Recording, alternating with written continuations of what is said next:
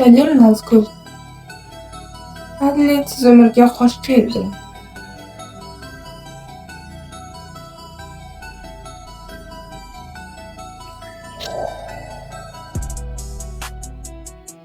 Бәрі дайын ба? Иә, дайын. Енді қанжарды алып, нәрестенің ұйғызымның қолыңды тіл. Қандарыңды қазанға тамасын.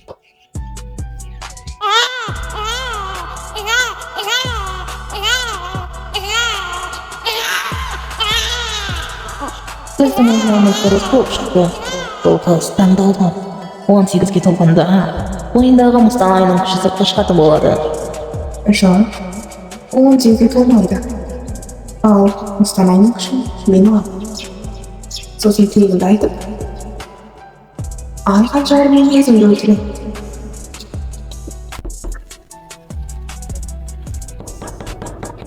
Ей қыз, сонша ұрып жіңкіреме саған. Ей, кемпір, менің ісіме араласа өз жөніңмен жүр. Маған қалай сөйлеп тұрсың өзі?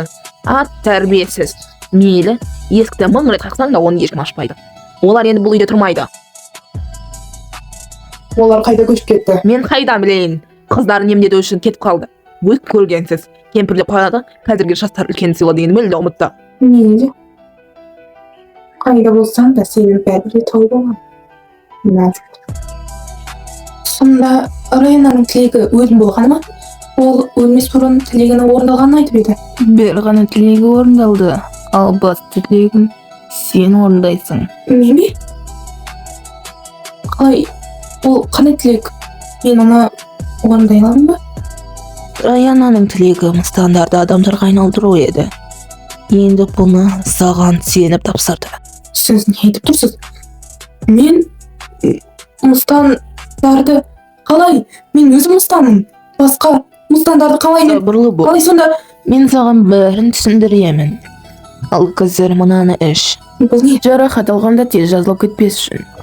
Секундта жарақатың жазылғанын көрсе, сенің мұстан екенін мәлім болады. Ал енді мына білезікті тақ, ешқашан шешпе. Сенің аураңның күшін аңшылар сезіп қоймауы керек. Енді айтыңыз. Мен Раяның тілегін орындау үшін не істеуім керек? Тағдырыңды тауып, ол саған ғашық болып, сені ай қанжарымен өлтірсе ғана бұл мақсат орындалады. Сен де өлесің. Осы емес пе сенің қалауың? Ал мен тағдырымды қалай табуым керек? Мұстан тағдырымен жолыққанда, екеуің де тоғырғандай болса, онда бұл тағдыр.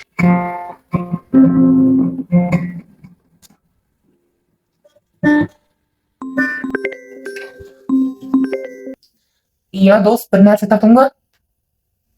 Иә, таптым.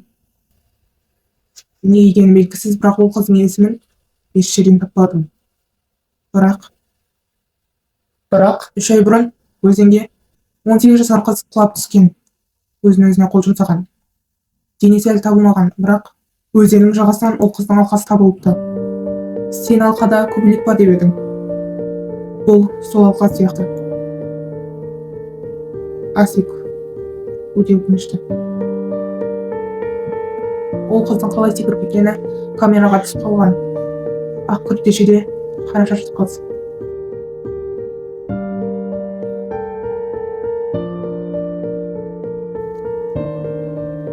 Тура сен айтқандай. Рахмет, Жандос. Асик, мүмкін ол сенің тағдырың емес шығар.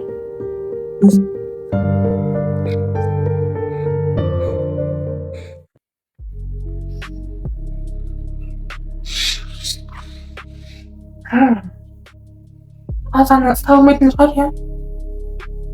Ол періште. Оны менен басқа ешкім көрмейді. Оның тапсырмасы күндіз Сулейманды, ал күндіз Асылжанды аңду. Ары қарай не істемек ойыңыз бар? Оның жақсы көретін адамы бар ма, жоқ па? Соны білу керек. Мари. Менің күшім телекинез, иллюзия, ой оқу және емдеу.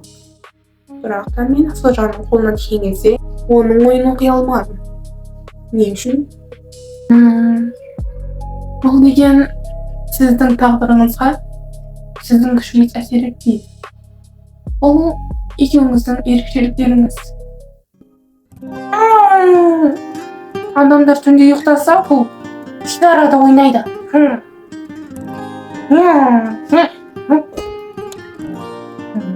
Келгеніме 2 күн болды, бірақ осы 2 күнде гитараның ғана даусын естумен болды. Ол неге ұйықтамайды?